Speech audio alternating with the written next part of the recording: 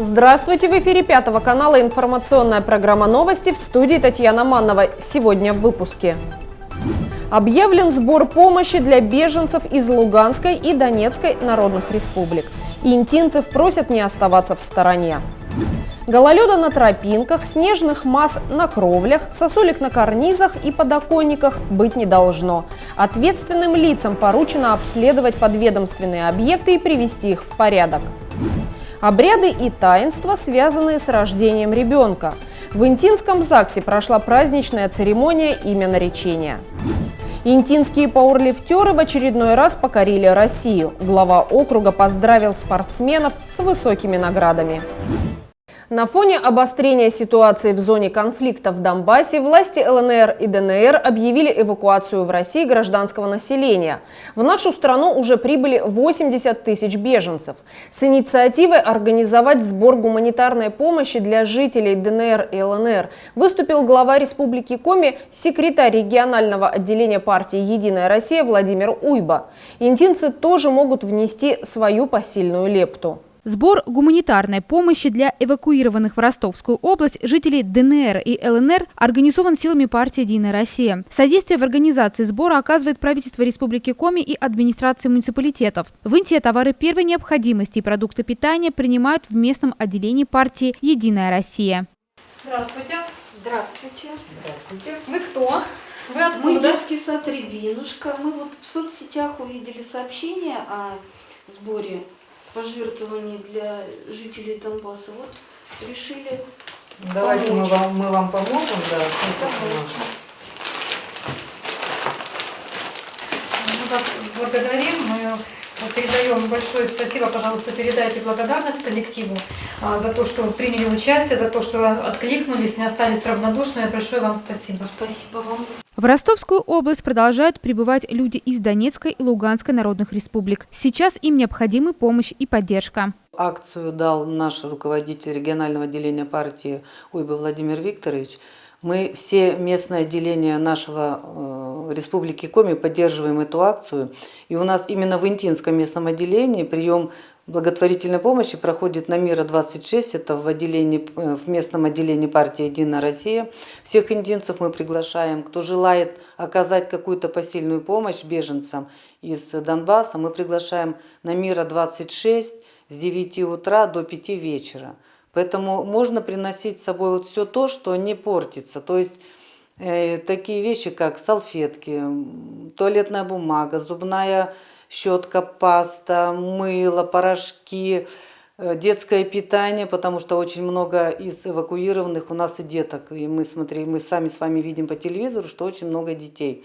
Поэтому все, что вот такое не портящееся, продукты питания, крупы, макароны, сгущенка, тушенка, то есть каждый человек, если он переживает за всех наших людей, то он свою посильную лепту внесет в это. Ждем на Мира 26. Интинцы никогда не были равнодушными к чужой беде. Жители Приполярья всегда принимают самое активное участие в благотворительных мероприятиях. Об акции было объявлено вечером в воскресенье. И уже в понедельник в пункт сбора помощи начали нести продукты питания и товары первой необходимости.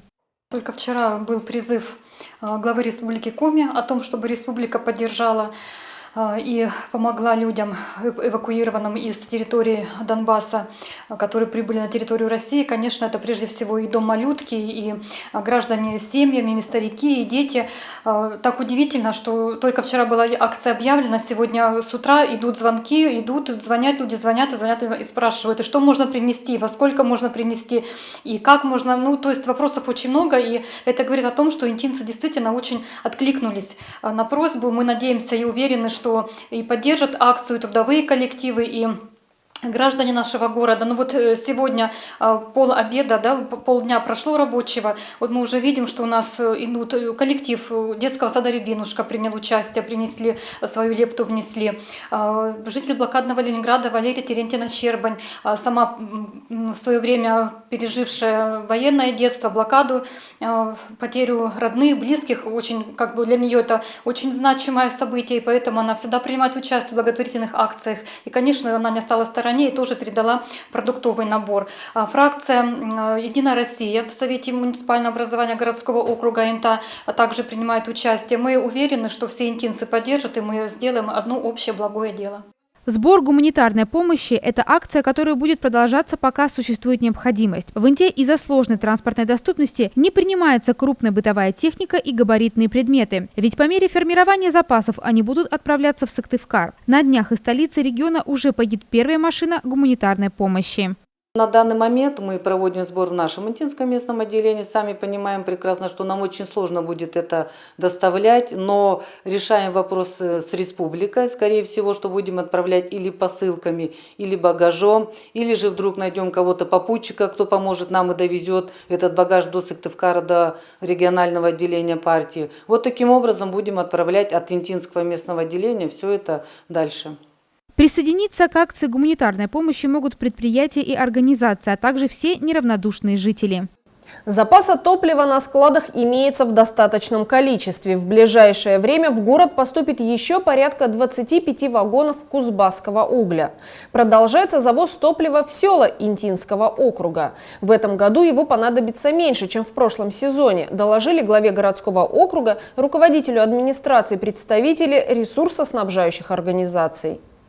В администрации округа состоялось очередное совещание с представителями управляющих и ресурсоснабжающих компаний. В ходе заседания были заслушаны отчеты руководителей жилищно-коммунальных организаций. На прошлой неделе начался завоз угля в села Интинского округа. По зимней автодороге в Петрунь и Косьювом предполагается доставить более 1500 тонн топлива. По котельным 250 тонн – это котельная Петрунь, и 1300 тонн котельная Косьювом. То есть возникает вопрос, почему, допустим, такой объем по сравнению с прошлым годом. У нас были большие остатки угля, все же зима была сравнительно теплая. С учетом того, что мы поменяли в котельной Петрунь 2 котла новых стоят, то есть расход угля уменьшился. Ну и вот судя из сложившихся факторов, как раз таки получилось, что в этом году нам необходим остаток. У нас был на котельной на момент завоза 526 тонн. Общий объем на отопительный сезон составляет 700 тонн, поэтому, сложив вот эти две цифры, получается, мы завезем в общей сложности, должно быть как раз на окончание завоза порядка 750 тонн, что в принципе достаточно для прохождения отопительного сезона.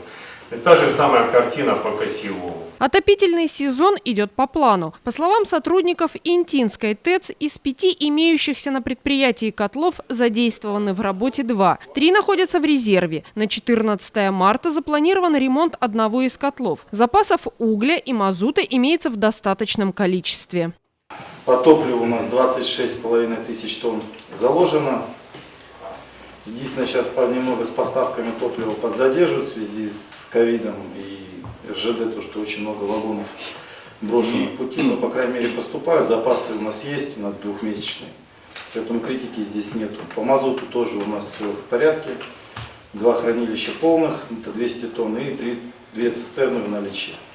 Плановые ремонтные работы ведутся и на подведомственных объектах общества с ограниченной ответственностью «Акваград». Устраняются возникающие на сетях аварийные ситуации. На ГНС-2, на ГНС канализационные очистные сооружения города монтируется новое оборудование, которое пришло, 2 насоса СМ-200 и 2 СМ-250. На Мира 59 была авария, устранили, закопали, но там осталась еще земля не убранная, но в связи с похолоданием сейчас ждем потепления, разровняемся. Интинцы должны жить в комфортных условиях. Жилищно-коммунальные услуги необходимо оказывать качественно. На все жалобы горожан нужно реагировать своевременно, подчеркнул мэр города Владимир Киселев на заседании. Градоначальник рекомендовал управляющим компаниям обследовать жилфонд. Убрать снежные навесы с кровель, балконов и подоконников, посыпать тропинки и ступени крылец песком. Руководству УЖКХ поручено следить за выполнением всех работ, регулярно проводить рейды и обследовать многоквартирные дома. особое внимание именно там, где проходные тротуары и все остальное. Не только с крыши, с козырьков, но с этих тоже посмотрите, большие шапки накопились на подоконниках с той стороны. Значит, жителей предупреждайте. Сам наблюдал, как съезжают сугробы вот эти. Они уже заледенели. И посыпка. Сейчас с утра будет гололед, значит, посыпка в первую очередь в дворовой территории. Все под протокол и у ЖКХ контроль. Также произвести очистку крыш от снега и наледи обязаны все социальные учреждения и коммерческие организации. Скровель зданий, образовательных, культурных и спортивных объектов не должны свисать сосульки и снежные шапки. В здании функциональной диагностики Центральной городской больницы работает цифровой маммограф, который учреждение получило еще в прошлом году.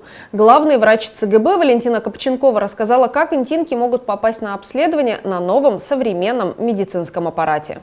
Инта получила новый маммограф рентгеновский скрининговый «Мама-4 МТ+» в рамках программы модернизации первичного звена здравоохранения. Стоимость данного оборудования около 9 миллионов рублей. Аппарат введен в эксплуатацию, он отлично работает, он в отличие от предыдущего у нас аппарата, он цифровой, он обеспечен компьютерными технологиями, выходит на рабочее место врача, врач сразу же может определить, если необходимы какие-то дополнительные обследования пациентки. Попасть можно на него через участкового терапевта, хирурга и акушер-гинеколога по показаниям. И также он, как вы знаете, входит в диспансеризацию женщин.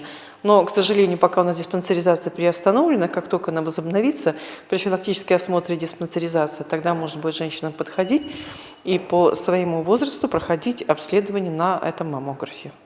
Купленный для Инты маммографический аппарат сможет обеспечить высококачественное рентгеновское изображение молочной железы, необходимое для точной диагностики и выявления ранних стадий рака. Он был введен в эксплуатацию в январе 2022 года, после проведения всех необходимых замеров и получения санитарно-эпидемиологического заключения. Теперь у Центральной городской больницы есть два действующих маммографа – старый пленочный и новый цифровой. Аппарат, как выразиться, он достаточно старый, рядом здесь стоит он пленочный, он еще работает, но, во-первых, там, да, процедура немножко другая, то есть после того, как обследование женщина сделала, проявляются пленки, читаются пленки, но это старая методика, он сохранен, почему бы нет. Мало ли что случится с новым аппаратом, в запасе он будет стоять, мы его не списываем. А цифровой же не нуждается в пленках. То есть изображение можно, если женщина куда-то захочет поехать, взять с собой это изображение, то есть тут не пленки, а тоже на электронном носителе в каком-либо можно это скачать и представить там, где это могут смотреть. Но система единая рентгеновская сейчас такая, что по всей республике любой доктор может открыть на своем рабочем столе и посмотреть изображение. Оба маммографа установлены в здании функциональной диагностики Центральной городской больницы. Обследование женщины проходит на новом цифровом аппарате. В России заработали QR-коды для неофициально переболевших COVID-19. С 21 февраля жители страны могут оформить сертификат о перенесенной коронавирусной инфекции на основании положительного теста на антитела. Документ будет формироваться однократно при наличии на едином портале госуслуг сведений о результатах теста не позднее 3 календарных дней со дня подачи заявления. Требования к уровню антител не установлены, необходимо только их наличие. Соответствующий приказ Минздрава опубликован на официальном интернет-портале правовой информации. Тест на антитела можно провести в любой лаборатории. Срок действия ковид-сертификата составит 6 месяцев.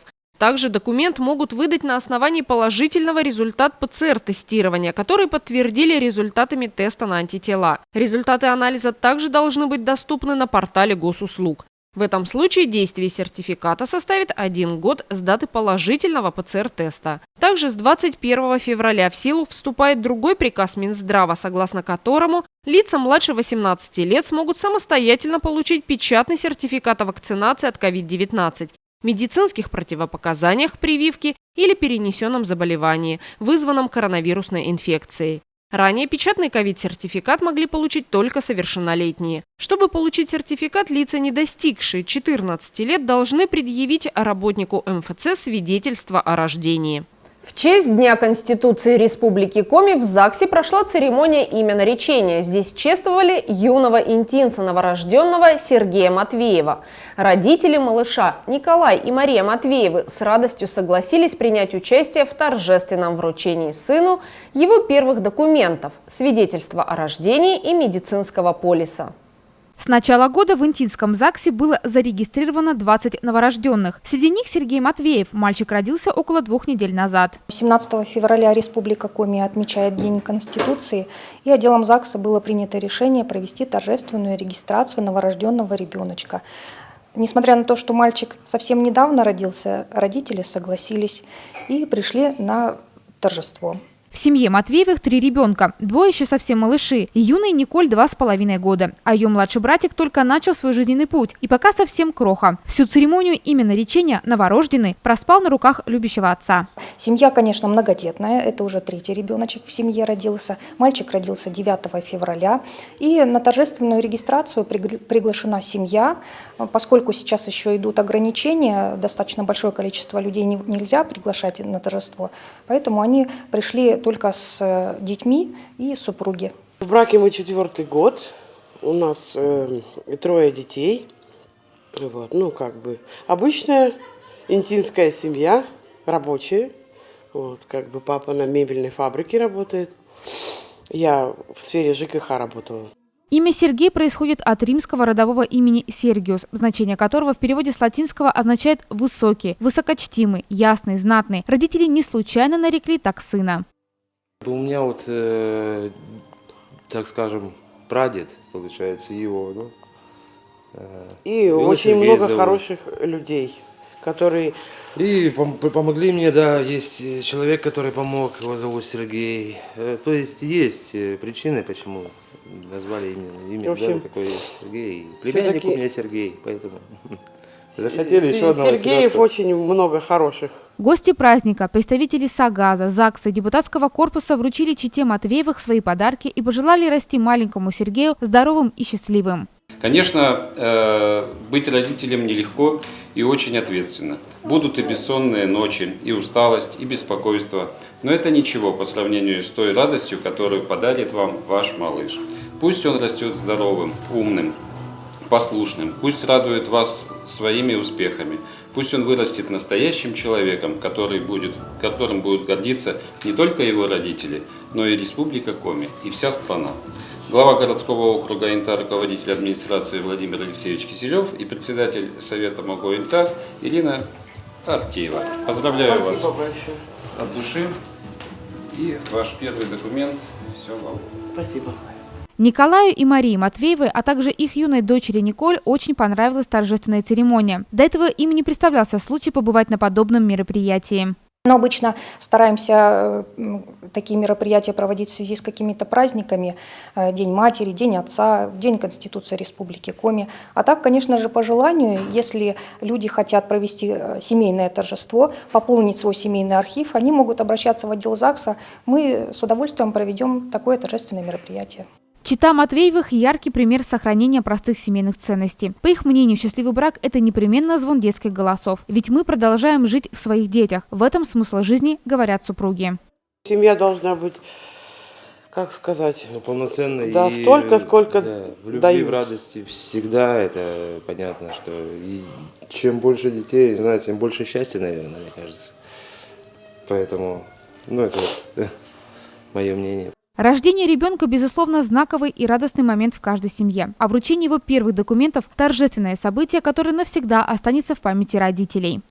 22 февраля 2022 года, 22-й лунный день. Астрологи считают, что эта дата отлично подходит для создания новой семьи. Кто-то верит в магию 6 двоек, а кто-то считает эту дату просто красивой и планирует сыграть свадьбу именно в этот день. Такие пары нашлись и в Инте. Редчайшая зеркальная дата 22.02.2022 года пользуется огромным спросом среди молодоженов России. В крупных городах время регистрации в ЗАГСе в дефицитный день продают за круглую сумму. В Инте не так много молодоженов. Все, кто хотел, успели подать заявление на регистрацию брака именно в этот день. Несмотря на то, что 22 февраля выпадает на вторник, в нашем городе пройдут 2 торжественные церемонии. Поскольку браков в Инте не так много, то времени и места хватает всем. Мы никому не отказываем. Несмотря на то, что это будний день, можно прийти? Да. Даты были открыты и на 2 февраля, и на 22 февраля. Поэтому все желающие, конечно же, всегда красивые даты. И если люди просят, мы стараемся их открывать и проводить торжественные мероприятия. Подать заявление на вступление в брак можно максимум за год, минимум за месяц до выбранной даты. С начала 2022 года в Инте прошло 7 свадеб. Сейчас сотрудники ЗАГСа приняли еще порядка 20 заявок на регистрацию брака в разные месяцы. В Инте вообще браков не очень много. Конечно же, желающие есть. 22 февраля состоится 2 брака. Но в связи с тем, что жителей не очень много, и, видимо, вступать в брак не сильно они хотят, поэтому заявлений не так уж ежемесячно много поступает. Цифра 2 символизирует равновесие, гармонию, симметрию, способствующую обретению внутреннего спокойствия и комфорта, а также любовь и дружбу. Предстоящий 22 февраля содержит целых 6 двоек, а в начале месяца была еще одна красивая дата – 2 февраля. На этот день в Инте были запланированы 2 свадьбы, но одна регистрация отменилась, так как молодожены заболели и решили перенести церемонию. Инта гордится своими спортсменами. Воспитанники отделения пауэрлифтинга спортивной школы «Юность» вернулись с чемпионата и первенства России по пауэрлифтингу, которые проходили в Москве с 10 по 18 февраля. В соревнованиях по жиму и жиму классическому приняли участие 315 спортсменов из 107 городов страны. Интинцы завоевали 5 медалей – 1 золотую, 3 серебряные и 1 бронзовую.